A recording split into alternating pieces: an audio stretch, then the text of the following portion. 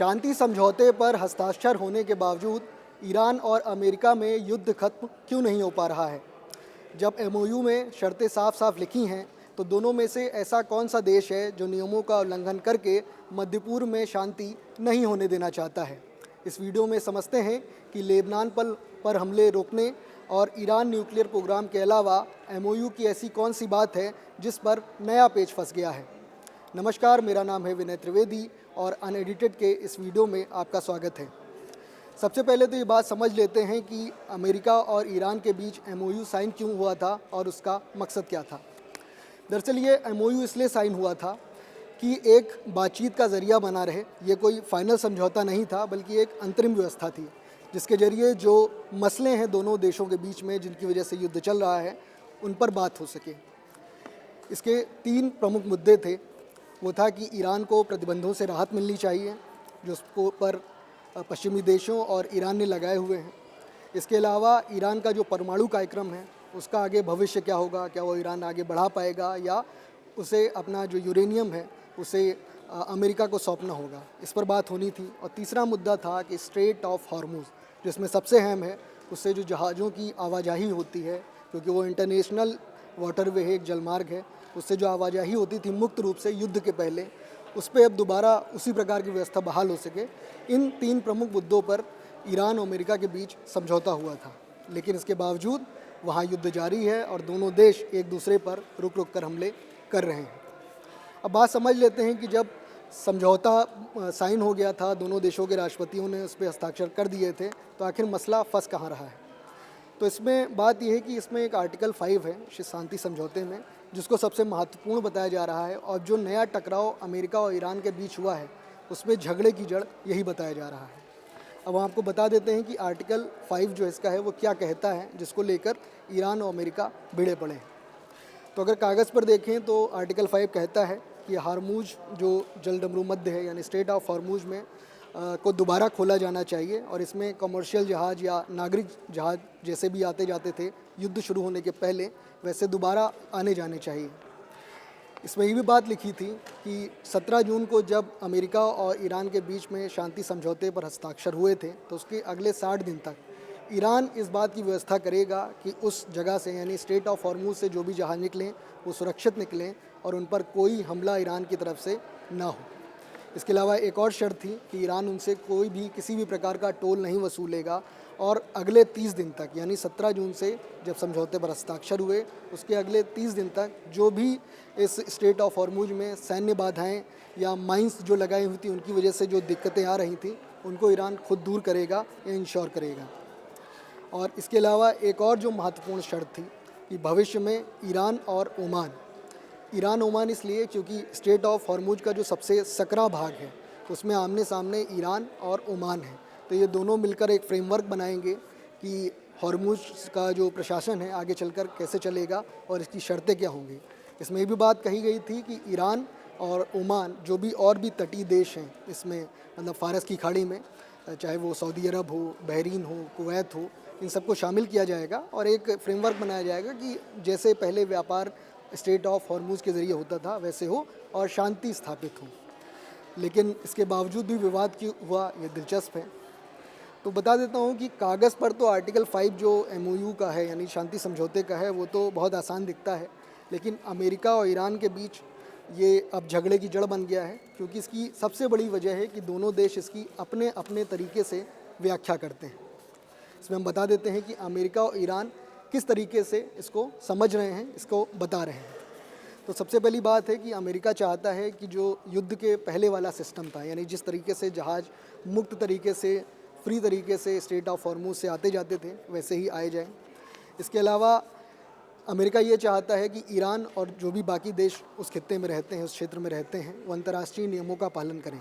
यानी कोई भी एक देश, चाहे वो ओमान हो, अमेरिका हो या कोई भी हो, वो उस पर अपनी दादागिरी ना चलाए, वो ये ना बताए कि जहाज़ किधर से निकलेंगे, क्या नियम होंगे और या फिर वो टोल वसूलें। तो अमेरिका यही चाहता है और अमेरिका ये भी चाहता है कि जो ओमान के पड़ोस वाला एरिया है स्ट्रेट ऑफ हॉर्मूज में, मतलब जो जलमार्ग ओमान के करीब से गुजरता है, ईरान से दूर है वो, उसका इस्तेमाल किया जाए और उससे जब जहाज़ निकलेंगे तो ज़्यादा सुरक्षित होंगे और जो दादागिरी ईरान की है वो कम हो पाएगी। लेकिन ईरान इसके उलट सोचता है।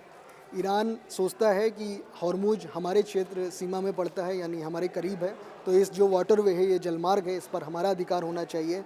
हम तय करेंगे कि इसके नियम क्या हैं, हम रास्ता तय करेंगे कि किस मार्ग से यहाँ से व्यापारिक जहाज़ या नागरिक जहाज़ होकर जाएंगे। और जो अमेरिका चाहता है कि ओमान के पास वाले वाटर वे से यानी जलमार्ग से जहाज़ गुजरें, ईरान चाहता है कि ऐसा बिल्कुल ना हो। जो उसके पास का एरिया जो जलमार्ग है, कॉरिडोर है शिपिंग का, उससे जहाज़ गुजरने चाहिए। तो इस बात पर पूरा मुद्दा फंसा हुआ है। अमेरिका चाहता है कि स्ट्रेट ऑफ हॉर्मुज़ पर ईरान का कंट्रोल ना रहे, जबकि ईरान चाहता है कि हम पूरी तरीके से भले ही कंट्रोल ना करें, लेकिन निगरानी और सुरक्षा की जिम्मेदारी हमारी होनी चाहिए।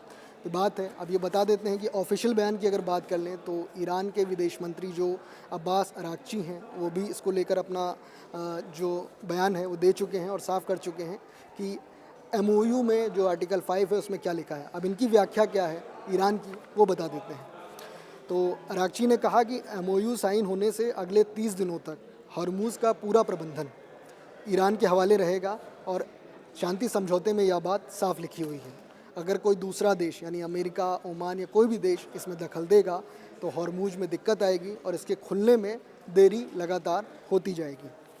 वहीं अमेरिका का आरोप है कि ईरान इन शर्तों का उल्लंघन कर रहा है। जो भी शांति समझौते में आर्टिकल 5 में लिखा हुआ है उसको ईरान नहीं मान रहा है, अपनी दादागिरी कर रहा है और जहाज़ों पर हमले कर रहा है, उनमें रोक टोक लगा रहा है।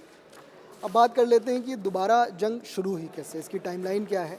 जब शांति समझौता 17 जून को हो चुका था तो 10-12 दिन तो शांति रही, बल्कि 8 ही दिन 7-10 दिन कहेंगे। उसके बाद क्या हुआ कि जब 25 जून को पिछले महीने जब हॉर्मुज़ से एक जहाज़ गुज़र रहा था तो उस पर अचानक एक प्रोजेक्टाइल आके, ड्रोन आके हमला करता है और इसकी ज़िम्मेदारी अमेरिका ईरान पर डालता है। वो कहता है कि ईरान हॉर्मुज़ में जो जहाज़ गुज़र रहे हैं, जैसा कि शांति समझौता हुआ था, उसका पालन नहीं कर रहा है और जहाज़ों पर हमला करना शुरू कर दिया है। इसके बाद अमेरिका नहीं रुकता है और वो पलटवार करता है ईरान पर, उसके जो सैन्य ठिकाने हैं उन पर हमला करता है और इसके बाद एक सिलसिला शुरू हो जाता है, दोनों तरफ से हमले शुरू हो जाते हैं। ईरान ने अभी बीते 8 जुलाई को ईरान के सैन्य ठिकानों पर अमेरिका ने हमले किए, ताबड़तोड़ हमले किए और उसके बाद फिर ईरान ने भी जवाब दिया। उसने जो गल्फ़ में अमेरिकी बेसेस हैं उन पर हमला किया और उसके बाद से जो मध्य पूर्व में शांति स्थापित हुई थी एमओयू साइन होने के बाद, वो एक तरीके से पूरी तरह से तनाव वहाँ पर पैदा हो गया। अब बताते हैं कि हॉर्मुज़ जो है, आप देखेंगे कि अमेरिका एक तरफ सुपर पावर कहा जाता है और ईरान उसके सामने ताकत के मामले में जो सैन्य ताकत है काफ़ी छोटा है, लेकिन इसके बावजूद हॉर्मुज़ पर वो इतनी दादागिरी क्यों कर पा रहा है, इसको भी ज़रा आप समझ लीजिए। तो इसको अगर मैप से समझें तो ये जैसे मैप में आपको स्ट्रेट ऑफ हॉर्मुज़ दिख रहा है, इधर ये ओमान की खाड़ी है, ये ओमान है और ओमान की खाड़ी है और उसके पार अगर देखेंगे तो वो फारस की खाड़ी है। तो फारस की खाड़ी और ओमान की खाड़ी को जहाँ पर जोड़ता है जो हिस्सा समुद्र का, उसे स्ट्रेट ऑफ हॉर्मुज़ कहते हैं। तो ये आप देखिए कि इसके उत्तर में पूरा स्ट्रेट ऑफ हॉर्मुज़ जहाँ शुरू हो रहा है और फारस की खाड़ी जहाँ तक अंत है, वहाँ पर उत्तर में पूरा ईरान है और नीचे फिर छोटे छोटे देश हैं। इधर ओमान होता है, कुवैत है, बहरीन है, सऊदी अरब का भी एरिया पड़ता है, इराक का भी कुछ हिस्सा पड़ता है। तो ईरान का पूरा जो उत्तर का हिस्सा है स्ट्रेट ऑफ हॉर्मुज़ के, पूरा उस पर कब्ज़ा है उसका और बाकी छोटे छोटे देश हैं जहाँ पर वो हिस्से में उसको कंट्रोल करते हैं। तो इस वजह से ईरान की जो स्ट्रेटजिक लोकेशन है वो बहुत ही ज़्यादा इंपॉर्टेंट है और वो जो भी जहाज़ इस स्ट्रेट ऑफ हॉर्मुज़ से गुजरते हैं उन सब पर वो नज़र रख सकता है और ज़रूरत पड़ने पर हमला कर सकता है, जैसा कि वो अभी कर भी रहा है। आप अगर देखेंगे कि यहाँ का जो एरिया जो सबसे सकरा एरिया अगर स्ट्रेट ऑफ हॉर्मुज़ का कहें तो वो करीब 33 किलोमीटर का है और उत्तर में पूरा ईरान है और जब भी उसके नियमों को, उसकी तय की गई शर्तों को कोई भी जहाज़ नहीं मानता है तो वो उस पर हमला कर देता है। अब अगर निष्कर्ष की बात करें कि ये एमओयू साइन हुआ, उसके बाद फिर एक नया पेज आर्टिकल 5 को लेकर फंस गया, तो अब इसका निष्कर्ष क्या निकला और आगे क्या हो सकता है। तो इसमें जो पूरी समस्या आ रही सबसे बड़ी वो आर्टिकल 5 की ही बताई जा रही है। उसमें भी सबसे बड़ी बात यह है कि ईरान और अमेरिका दोनों अपने अपने तरीके से इसकी व्याख्या कर रहे हैं। अमेरिका कहता है कि अंतर्राष्ट्रीय जलमार्ग है ये, यानी समुद्र का कोई भी एरिया जो ऐसा नहीं कि कोई भी देश उस पर अपना पूरा हक जता सकता है और उससे टोल वसूल सकता है, तो ऐसा नहीं होना चाहिए। 28 फरवरी को जब अमेरिका ने ईरान पर हमला किया था, युद्ध शुरू हुआ था, उसके पहले जैसे होता था मुक्त व्यापार स्ट्रेट ऑफ हॉर्मुज़ में, वैसे ही होना चाहिए। वहीं ईरान कहता है कि ये हमारा एरिया है, इस रूट से जो भी जहाज़ निकलेंगे वो हमारी तय की हुई शर्तों को उन्हें मानना चाहिए। और इसलिए भी इम्पॉर्टेंट है क्योंकि आप जान लीजिए कि स्ट्रेट ऑफ हॉर्मुज़ से दुनिया का 20% ईंधन वो आता है, यानी जितने भी ये देश हैं गल्फ़ के, चाहे वो बहरीन हो, कुवैत हो, ओमान हो, सऊदी अरब हो, इराक हो, इन सब का तेल इसी स्ट्रेट ऑफ हॉर्मुज़ से जाता है।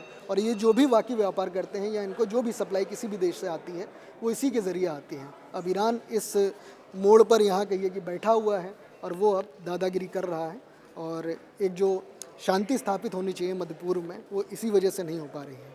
एमओयू जो साइन हुआ कि लेबनान पर हमले रुकने चाहिए, ईरान के न्यूक्लियर प्रोग्राम को लेकर भी बात हुई, वो तो बातें पीछे हो गई हैं। और जो आर्टिकल 5 में हॉर्मुज़ को लेकर बात थी कि इसमें मुक्त व्यापार फिर से होना चाहिए, उस पर अब संकट दिखाई दे रहा है और अब पूरी दुनिया की नज़र हॉर्मुज़ और मध्य पूर्व पर टिकी हुई है। क्योंकि आप जानते हैं कि 20% जो ईंधन है इसी स्ट्रेट ऑफ हॉर्मुज़ से गुजरता है, और अगर तनाव यानी संघर्ष अमेरिका और ईरान के बीच में फिर से शुरू होता है, फिर से गोलाबारी होने लगती है, दोनों एक दूसरे में मिसाइलें या हवाई हमले करने लगते हैं, तो फिर पूरी दुनिया में फिर से तेल की सप्लाई पर संकट हो सकता है, उसके दाम बढ़ सकते हैं।